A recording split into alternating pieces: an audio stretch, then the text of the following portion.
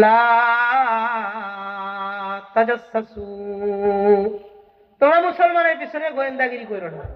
ওয়ালা তুআইয়ুহুম ওয়ালা তুযুল মুসলিমিন, এক নাম্বার মুসলমানদেরকে কষ্ট দিবা না, দুই নাম্বার মুসলমানদেরকে তোমরা লাঞ্ছিত অপমানিত করবা না।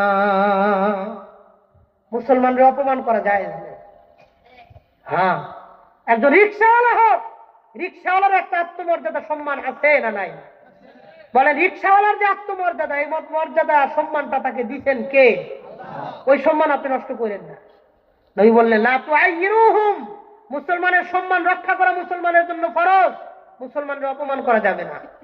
একজন ছেলেকে দেখছেন আপনি মানুষের সামনে সিগারেট খাইতেছে, তার বাবাও জানে পোলা ভালো সিগারেট খায় না, মাও জানে ভালো পোলা সিগারেট খায় না, আপনি বাজারের মধ্যে 20-50 জন মানুষের সামনে দাঁড়ায় আমার অপমান করে, এই পরে দেখলাম ওই দিন স্কুলের সামনে সিগারেট খাইতেছস, ভালো হয়ে যাস, এটা বললেন না কেন? এটাও আর সংশোধন আপনার উদ্দেশ্য না, অপমান করাটা উদ্দেশ্য।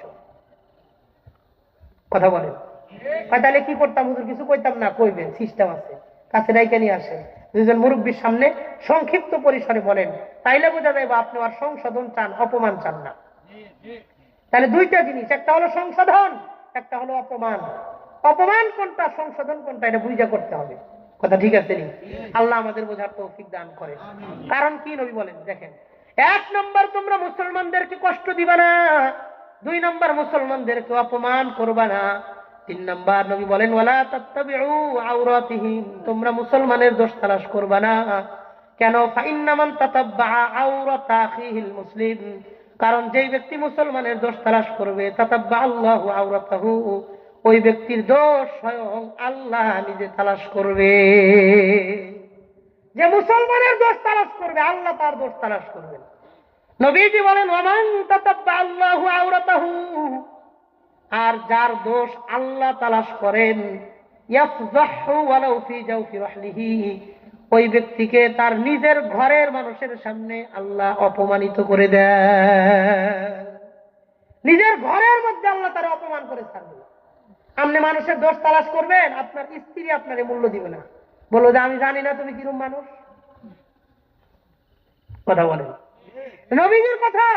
আপনি আর একজনের দোষ তালাশ করেন, গোয়েন্দাগিরি করেন, লাইনে থাকেন, এর সভাপতিরে যায় আর একজন ইমামের বিরুদ্ধে উস্কায়, দেখছেন আপনি কইছেন আমের কথাটা শুনলো না, আপনার কোনো দামই দেয় না মিয়া, আপনি কি এর সভাপতি সেক্রেটারি, আপনার মানেই না।